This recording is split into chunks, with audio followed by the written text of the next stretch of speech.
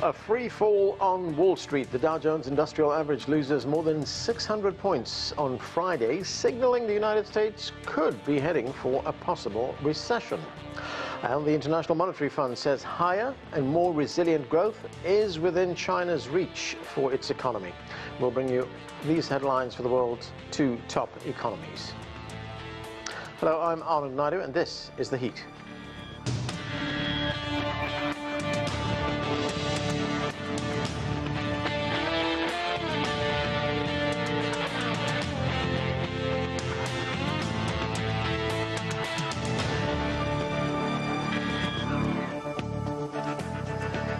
China's economy maintained stable growth for the first half of the year, with its gross domestic product at 5%. And Beijing plans to boost consumption to further improve its economic recovery. Job growth in the United States slowed much more than expected in July, and unemployment rose to 4.3%. That's the highest level since 2021. The data from the U.S. Labor Department rattled investors on Wall Street and raised concerns of a possible recession. We begin with this report from CGTN's Karina Mitchell. Well, it was a horrible report, and it comes on the heels of the U.S. Federal Reserve choosing not to effect a rate cut in July at its policy meeting just a couple of days ago. And there is now a lot of trepidation amongst investors and analysts, wondering if this Fed has acted too slow. Are they behind the curve? And could the U.S. economy fall into a recession because it is cooling much more quickly than anticipated? And if we look at the numbers, they came in well below the estimates. Jobs added total just 114,000. That's well below the 215,000 jobs added on average over the last 12 months. Sector-wise, healthcare led the gains, adding 55,000. That accounted for about a third of all gains. Construction added 25,000. Leisure and hospitality added just 23,000. Now, the unemployment rate was concerning. It climbed from 4.1% to 4.3% in July. That's the highest we've seen since October 2021, when we were still in pandemic mode. And average hourly wages also slipped, up just 0.2% month over month and up 3.6% year over year. The estimate was for a rise of 0.3% and 3.7% respectively. The silver lining, if there is any, may be that it shows inflation is getting closer to the Fed's target, and labor participation also edged up slightly. But the big question is, what is the residual impact of this jobs report? Could we see more jobs cut? We've just got a round of dismal earnings from tech companies. Intel just announced that it is, planning to cut its workforce as well. Could there be even more cuts? The May and June jobs numbers were revised lower. Could this July number be revised lower?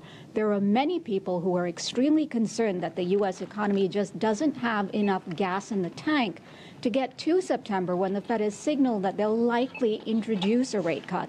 And then the other big question is, will that rate cut be a 25 basis point cut, or will the Fed decide to go with a larger cut of 0.5% to get things rolling? All eyes are on them at the moment. They need to be incredibly vocal and clear about what their plan is. But it is for certain that this jobs report was a bloodbath for U.S. markets and globally. Karina Mitchell, CGTN, New York. For more, let's bring in our panel. Joining us from Portland, Oregon is Liang. She's a chair professor of economics at Willamette University. Also with us from Atlanta, Gong is a professor of economics at the University of International Business and Economics in Beijing. From New York, Nicholas Economides is a professor of economics with the Stern School of Business at New York University. And Anthony Chan is a former chief economist for JPMorgan Chase and Company. Thank you, everyone, for being with us. Anthony, let me start with you. Let's start with the U.S. jobs market. As we just heard from our reporter, 114,000 jobs added in July. But the jobs growth rate slowed significantly. The unemployment rate rose to 4.3%, and as the reporter pointed out, it's the highest since October of 2021. So what do you read into these numbers? What do they tell you? Well, I think there's no question that these numbers are a disappointment. They're showing much greater weakness than people would like to see.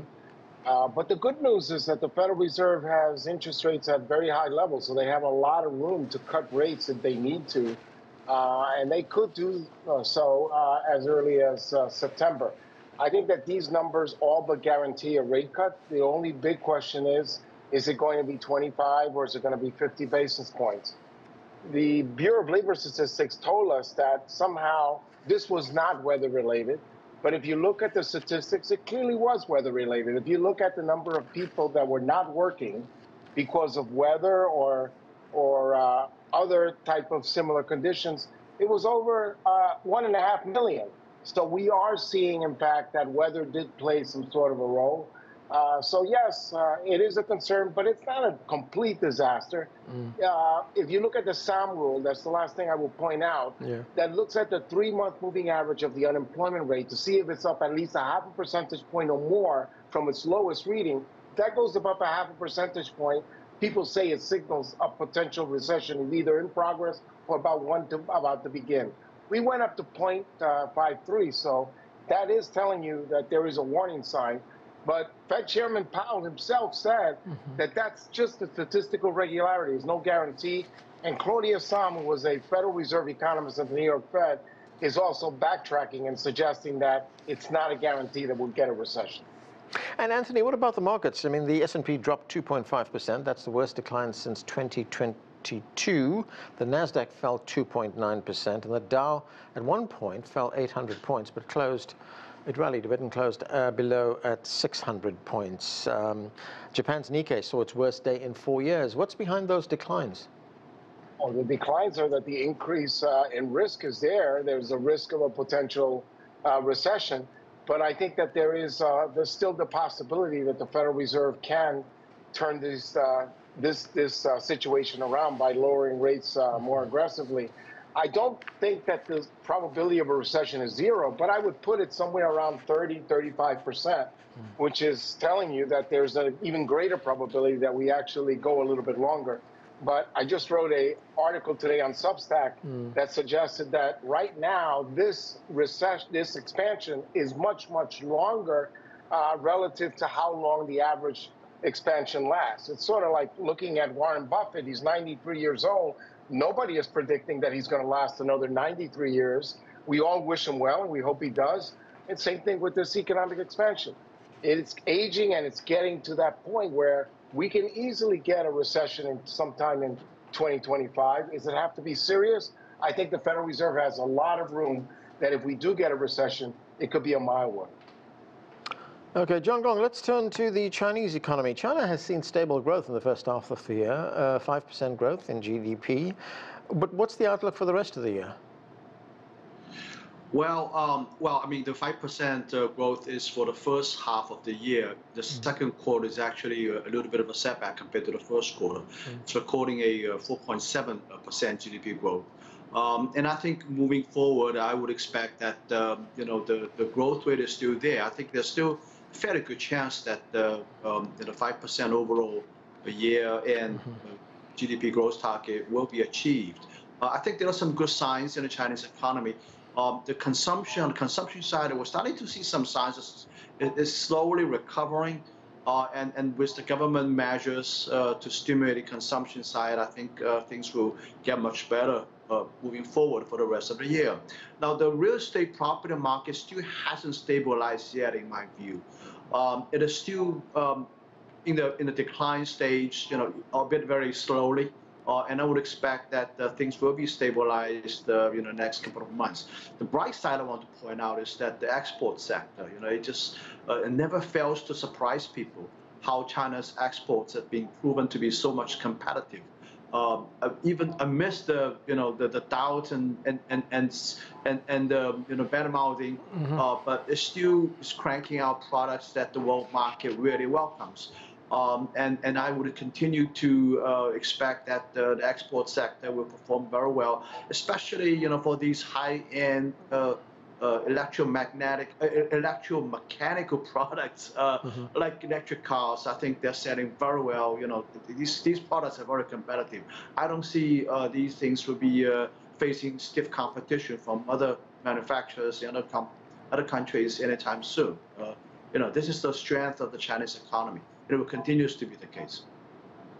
Liang, the IMF's China chief, Sonali Jain Chandra, says higher and more resilient growth for China is within reach. She said China has registered impressive growth, which has been facilitated by market reforms, by trade liberalization, as well as greater integration of global supply chains. So, question is, what are China's priorities right now? Right, good to talk to you, Anand. So the third plenum just concluded, and the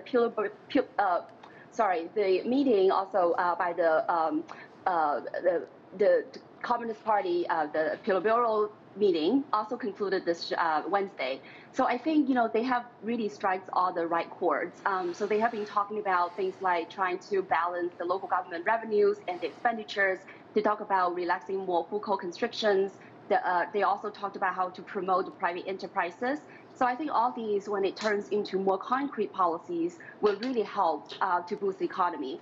And we're also seeing more rolled out of policies like the trade-in of consumer appliances in the second half of this year. So I think all of these would really help to boost the economy.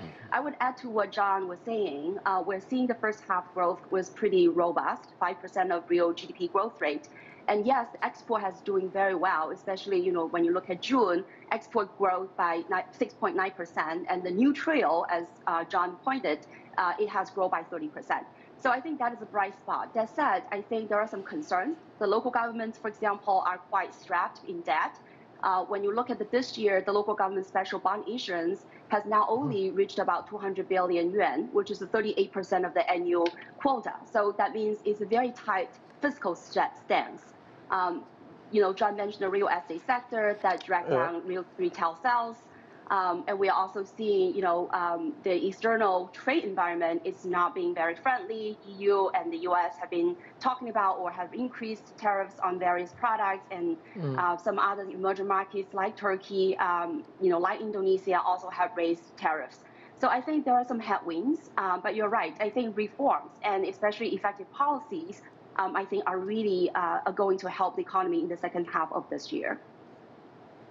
Right, Nicholas, great to have you with us. Welcome to the show. The United States Central Bank has maintained interest rates between 5.25 and 5.5%. Here's the chair of the Federal Reserve, Jerome Powell, talking. Let's listen to what he had to say. On inflation, in the first quarter, we didn't make any more progress. The second quarter, actually, we did make some more progress. We've had now 3 better readings, and if you average them, that's a pretty good pace.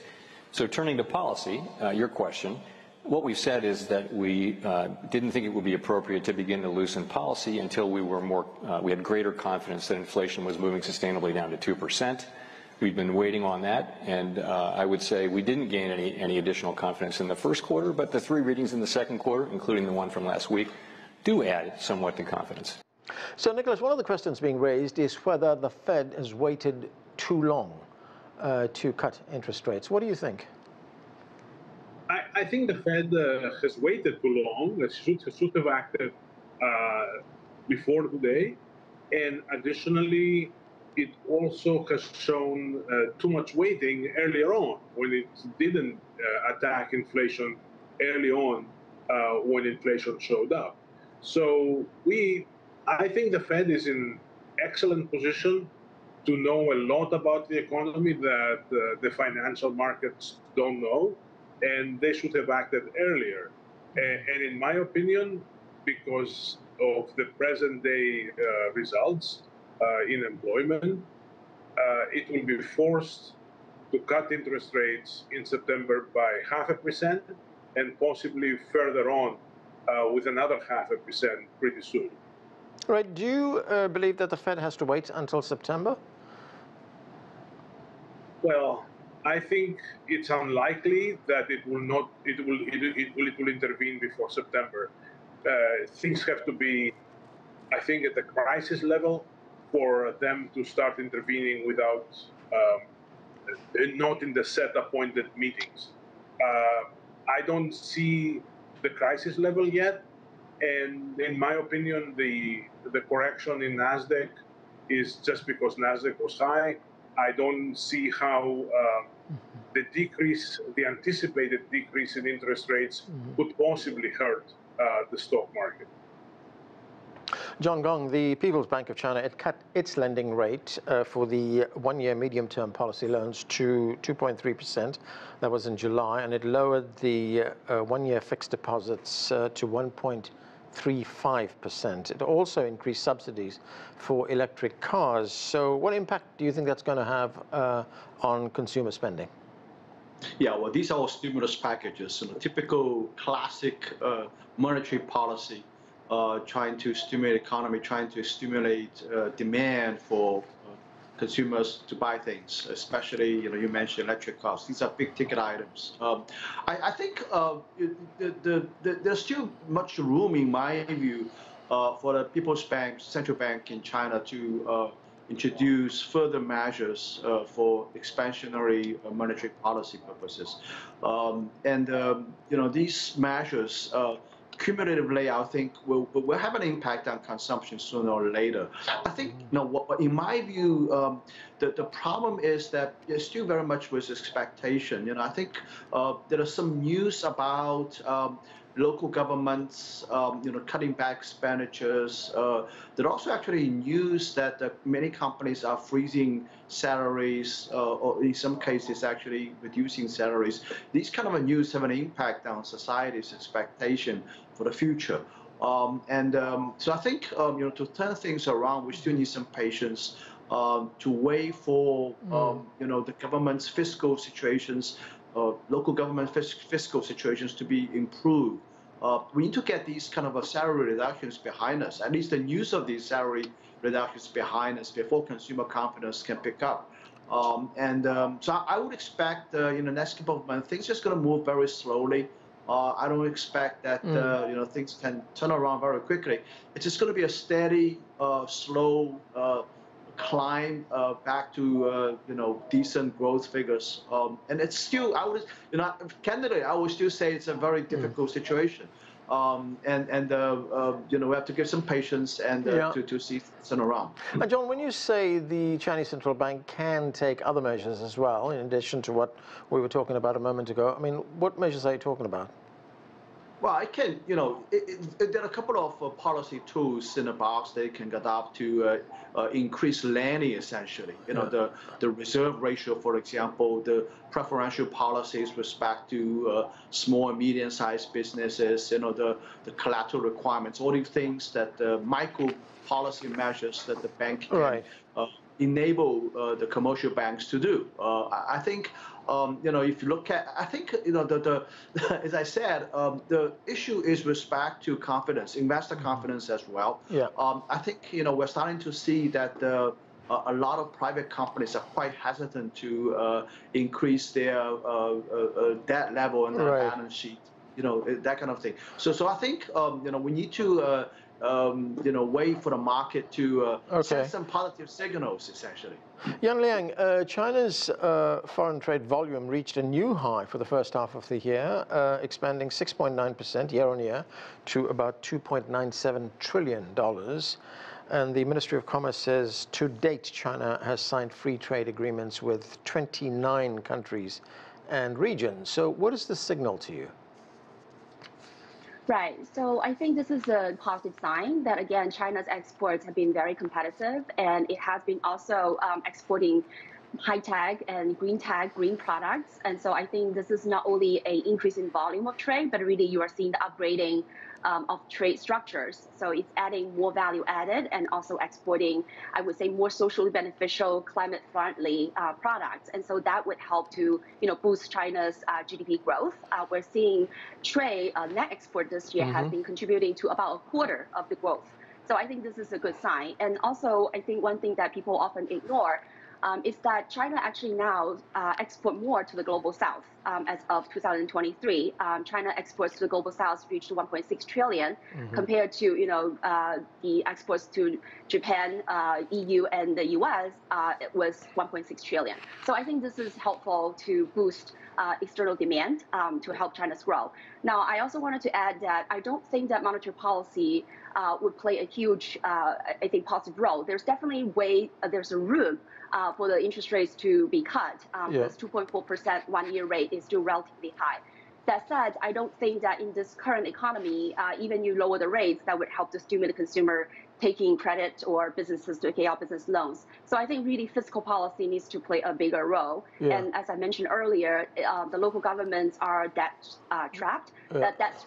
So I think this is really essential to help to alleviate this kinds of debt burden on the local government so that they can continue to spend on investment in infrastructure, but also importantly on some of the social programs to help to reduce the precautionary savings. Anthony, here in the United States, I mean, one of the other consequences of these high interest rates we've been seeing is that it's phased out many home buyers. I mean, today, Friday, the average 30-year fixed mortgage rate dropped to 6.7%. But where do you see those mortgage rates heading? Could we get back to what it used to be not so long ago, 2%, 3%? We will not get back to 3% until the Federal Reserve cuts rates more aggressively, but we certainly are moving lower because if inflationary pressures are coming down, you're going to see that premium, term premium actually coming down, and it's going to help. Plus the fact that we are seeing a lot of discounting with new homes. I, again, did some research looking at new home prices versus existing home prices, and guess what I found? I found that new home prices have not gone up a lot. Usually you have about a 15% premium on new home prices relative to existing home prices. That premium has shrunk dramatically.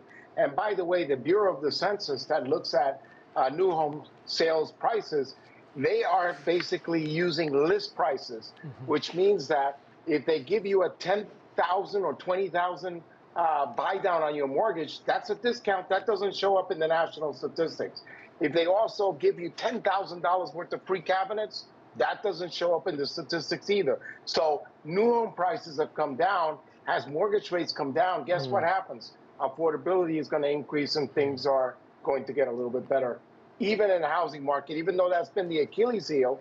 And the reason is housing and autos are the most interest-sensitive sectors in the United States. So if interest rates are high, those are going to be the sectors that are under the most pressure. Right, and Nicholas, looking across the Atlantic, the Bank of England cut interest rates this week to 5%. Inflation has slowed there to 2%, and that was in May, and food prices have also dropped. That's been a big concern in the United Kingdom. What do you see with all of this? I mean, could this also be a boost for the housing market there? It might be, but I think that generally speaking, the English economy and the EU economy are not doing great, and that's why there was this need to cut interest rates. So we will see. I mean, it's kind of all up in the air, and we will see how it goes. Okay. John Gong, Beijing set a target this week to increase the urbanization rate of permanent residents to about 70% within the next 5 years. We have a report here from one of our reporters, Sun Tianyuan. She reports that it's part of an effort to boost domestic demand and promote economic growth. Let's watch it. China has targeted an urbanization rate of nearly 70% for the next 5 years, allowing millions of rural residents to permanently settle in cities. Officials say the increase will play an important role in expanding domestic demand and bolstering long-term economic stability.